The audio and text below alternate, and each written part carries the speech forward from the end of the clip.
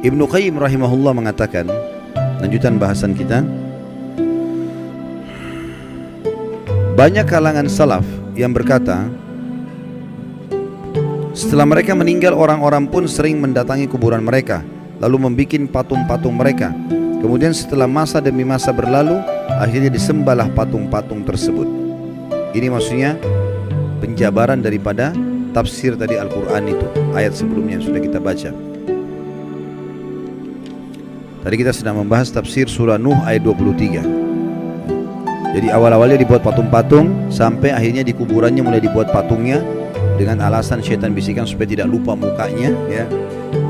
Lalu kemudian mulailah berjalan waktu, lama-lama orang jadi sembah. Ya, sembah itu berarti, sembah artinya kalau kita bilang iyyaka na'budu, hanya kepadamu kami menyembah. Sembah itu tunduk, patuh, cinta, ya. Itu semua makna-makna sembah. Jadi akhirnya berlebihan pada benda-benda mati seperti ini. Diriwayatkan dari Umar radhiyallahu anhu bahwasanya Rasulullah sallallahu alaihi wasallam bersabda dalam hadis Bukhari Muslim, "La tatruni kama atratin nasara ibn Maryam, innama ana abdun faqulu abdullahi wa rasuluh." Jangan pernah kalian berlebihan dalam memujiku sebagaimana orang-orang Nasrani telah berlebihan memuji Isa putra Maryam. Aku hanyalah seorang hamba, maka katakanlah hamba Allah dan Rasulnya. Jadi Nabi Isa itu dulu alaihissalam, kaumnya awal menganggap dia nabi, manusia biasa. Awalnya Hawariyun, sahabat-sahabatnya dulu begitu. Berjalan waktu, mereka mulai menganggap Isa ini manusia suci dan lahir tanpa ayah, berarti dia anaknya Tuhan. Mulai pindah ke situ, namanya gulu, berlebihan. Akhirnya memposisikan Nabi Isa alaihissalam bukan lagi pada posisinya sebagai utusan Allah saja, tapi sudah luar biasa, sampai pada tingkat yang menganggap Isa dan ibunya Maryam alaihissalam adalah Tuhan. Awalnya tidak, tapi lama-lama ke situ. Awalnya cuma oh ini orang soleh, ini nabi. Oh, akhirnya mulailah diinterpretasikan dan dijabar-jabarkan. Nah ini kayaknya dia lahir tanpa ayah, berarti anaknya Tuhan nih. Nah berarti ya supaya kita tidak lupa buat patungnya. Sekarang orang Nasrani banyak tidak sadar, mereka bukan lagi sembah Allah, bukan juga bahkan sembah Nabi Isa, tapi sembah apa? Patung. Ditaruh patung di situ. Mengatakan itu patung Nabi Isa, patung Maryam. Patung, nggak ada hubungannya sebenarnya. Tapi seperti itu. Dan apa bedanya dengan kaumnya Nabi Nuh yang tadinya buat patung, awal-awal diminta-minta, lama-lama akhirnya disembah. Sementara Nabi Isa alaihissalam berlepas tangan dengan itu, ya. Saya nggak tahu sudah pernah saya bacain belum dalam surah Al-Maidah ayatnya.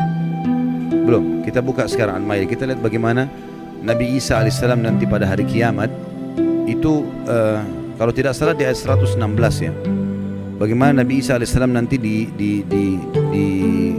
dihakimi oleh Allah. Maksudnya Allah subhanahu wa ta'ala akan mengajak bicara Isa di depan makhluk semuanya, terutama pengikutnya yang menganggapnya sebagai Tuhan. Sudah buka 116? Baik, saya bacakan. A'udzubillahi minasyaitonirrajim. Wa idh qala Allahu ya Isa ibn Maryam anta qulta lin-nasi ittakhiduni wa ummi ilahaini min dunillah qala subhanaka ma yakunu li an aqula ma laysa li bihaq in kuntu qultuhu faqad alimtah ta'lamu ma fi nafsi wa la a'lamu ma fi nafsik innaka anta 'allamul ghuyub. Dan ingatlah ketika Allah berfirman, hai Isa putra Maryam, maksudnya nanti hari kiamat nih, di depan orang-orang semua, apakah engkau mengatakan kepada manusia, jadikanlah aku dan ibuku dua Tuhan selain Allah? Maksudnya ada Tuhan lain, ya, Trinitas yang mereka bilang itu. Isa menjawab alaihissalam, maha suci engkau, tidaklah patut bagiku mengatakan apa yang bukan hakku mengatakannya. Jika aku pernah mengatakan, maka tentulah engkau mengetahui apa yang ada pada diriku, dan aku tidak mengetahui apa yang ada pada diri engkau.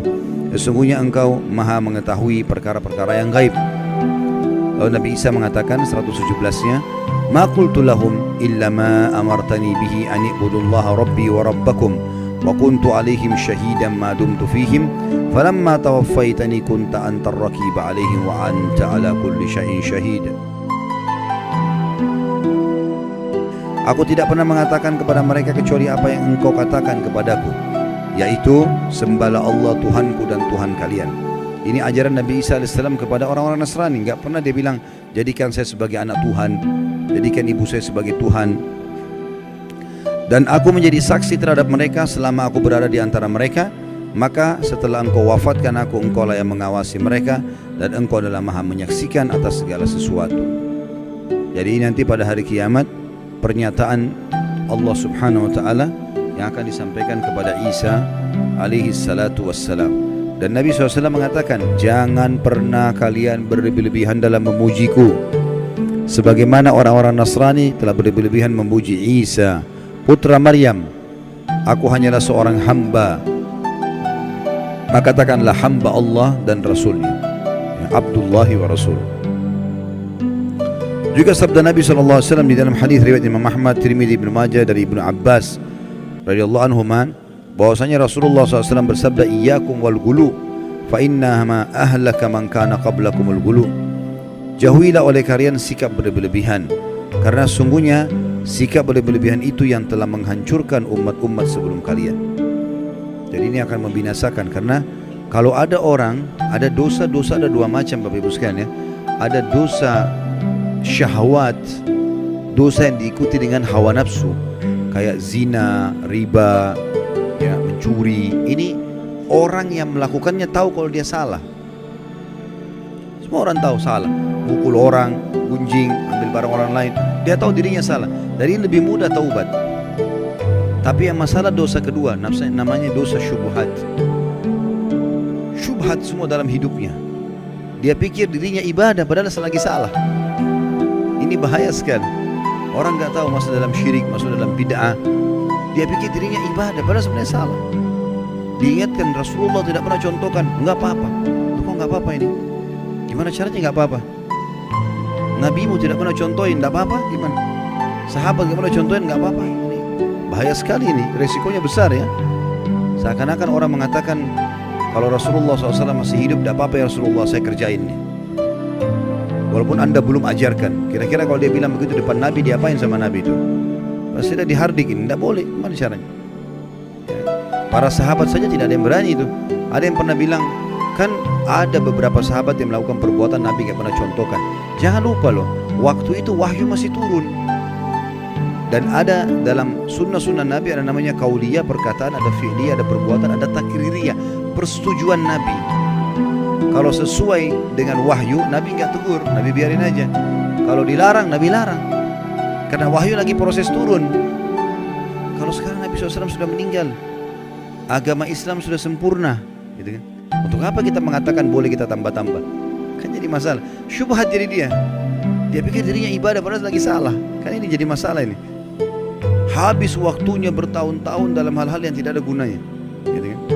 Orang jaga kuburan, di situ dipakai kesyirikan.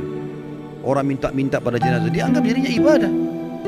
Duit ambil dari situ, hidup dari situ, ini kan masalah ini. Jadi banyak orang subhanallah tidak sadar padahal dia masuk dalam dosa syubhat.